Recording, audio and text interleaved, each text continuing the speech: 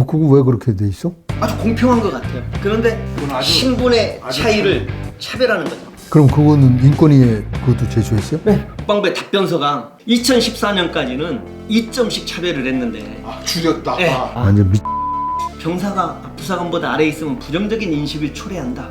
국방부가 부사관을 지금 어떻게 보고 있는지를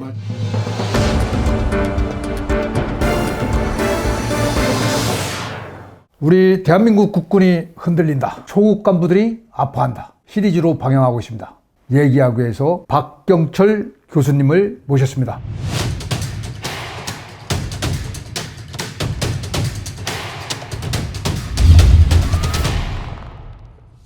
우리 부사관들의 사기 뭐 이런 부분은 돈이 드는 예산이 필요한 것과 예산이 필요하지 않는 걸 우리가 이제 나눠서 해봐야 돼. 예산이 필요한 건 장관 아니라 뭐 누가 봐도 기재부하고 협의를 해서 그 예산 범위 내에서 해야 되는 거니까 시간이 걸리죠. 돈 안 들이고 할 수 있는 게 여러 가지가 있습니다. 우선 장교와 부사관의 계급의 차이, 신분의 차이는 당연히 있죠. 그래야 군대가 유지가 되니까.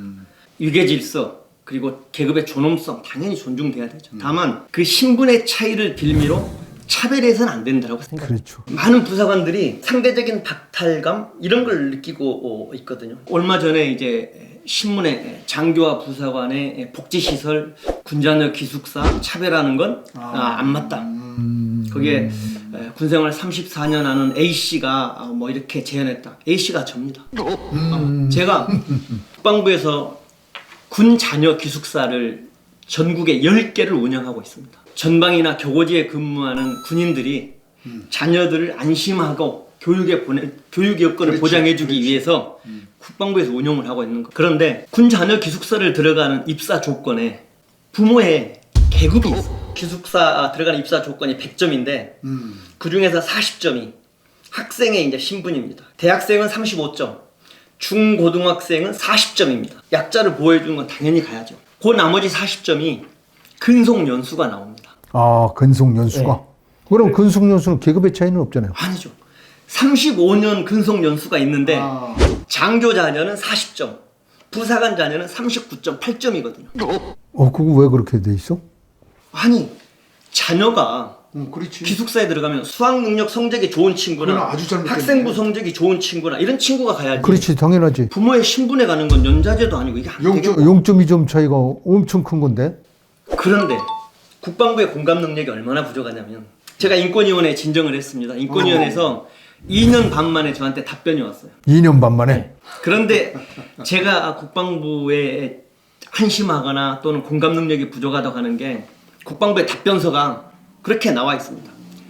2014년까지는 2점씩 차별을 했는데 줄였다. 네, 0.8점으로 줄였다. 완전 미친놈들이구만.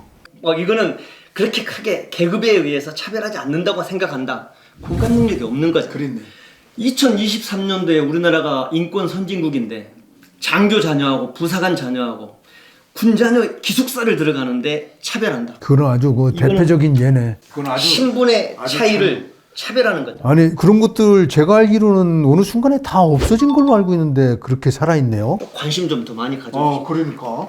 아니, 그거는 정말 이 시대에 놀라운 진짜 보이지 않는 차별이네. 그거 고쳐졌어요, 그런데? 인권위원회에서 권고안을 냈죠. 국방부가 이제 언제 받아들일지는 제가 잘 모르겠어요. 국방부 그러나 아직도 왜 국방부가 왜 그걸 안 받아들일까? 그 국방부에 있는 규정만 바꾸면 되고 그렇죠. 금방 장관의 이름으로 바꾸면 되는데 할 의지만 있으면 하죠. 오늘이라도 바꿀 것 같았는데? 또 뭐 있으신가요? 군인 복지 점수라는 게 있습니다. 우리가 콘도를 예약하거나 이렇게 할 때 그거 들은 것 같아. 군인 복지 점수가 있는데 이것도 제가 국가인권위원회에 제소를 했죠. 왜냐하면 우리가 콘도나 그 이외의 그 군 복지 시설을 이용할 때는 나만 이용하는 게 아니고 내 부모님이나 내 자녀 직계가 이용을 할 수 있는 거잖아요. 그러면 이거는 군인 본인의 내가 장교로서 가고 내가 부사관으로서 가는 게 아니고 국가에 누가 헌신을 얼마나 많이 했느냐에 따라서 점수를 줘야 되는 거잖아요. 그런데 국방부에서는 이렇게 이제 나눠놨습니다. 원사 1호봉 87점, 소위 중위 1호봉 88점 이렇게 나누는 거죠. 근데 이렇게 보면 아주 공평한 것 같아요. 그런데 원사 1호봉은 20년 중 최소한 15년 이상 군생활을 해야 되거든요. 그랬네. 아니 원사가 소위보다 점수가 계급이 낮지 국가에 헌신한 기간이 적거나 이런 건 아니잖아요. 그러면 그럼 그거는 인권위에 그것도 제출했어요? 네 인권위원회에서 거기 뭐라고 나왔어 또? 그렇게 하지 말고 불합리한 부분이 있으니 이제 계급적인 차별 그 누가 얼마나 공헌했는지 이런 여부에 따라서 해줘라라고 한 거죠. 2022년도인가요? 국방부에서 병사들 계급을 바꾸려고 한다. 병사들이 가장 길었을 때가 처음 군대가 만들어졌을 때 36개월을 근무했어요. 그러다가 30개월 줄어들다가 김신조 사건이 일어나서 다시 36개월 갔다가 졸졸졸 줄어서 지금 이제 18개월로 왔습니다. 36개월 할 때도 2등병, 1병, 상병, 병장이었는데 18개월도 2등병, 1병, 상병, 병장이니 지금은 이제 계급을 하나 줄여도 되겠다. 저는 동감하죠. 그때 이제 언론에 어떻게 보도가 나왔냐면 큰 이야기 하나 짝대기 그 위에 부사관 이제 V자가 있는 병사들 계급이 그러지 않습니까? 거기서 국방부의 이제 내용이 병사와 부사관 계층을 지표 하와 지상의 관계로 표현해서 병사가 부사관 아래에 있는 존재라는 부정적인 인식을 초래할 가능성이 있어서 계급장을 바꾸려고 한다. 이렇게 이제 언론 보도를 나온 겁니다. 그래서 제가 그때 국방부 전체 회의에서 제가 그런 이야기를 했었죠. 아니 군대가 그래도 어느 정도의 상명하복이 있는데 병사가 부사관보다 아래에 있다 그래서 부정적인 인식을 초래한다는 건 국방부의 공식 입장이냐 내가 물어봤어요.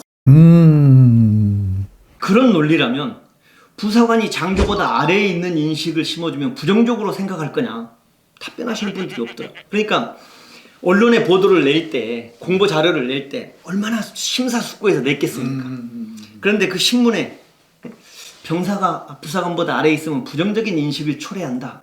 저는 그 하나를 보고 국방부가 부사관을 지금 어떻게 보고 있는지를 그걸 하나만 보면 대단히 그 잘못된 시각이고 기본적으로 우리 군 내에 뿌리 깊게 자리 잡은 아니 나는 사실 지금 말씀만으로 일하는 게 아니라 저는 군 생활을 할 때 되게 부사관의 핵심이다 중심이다 하는 생각을 많이 가졌어요.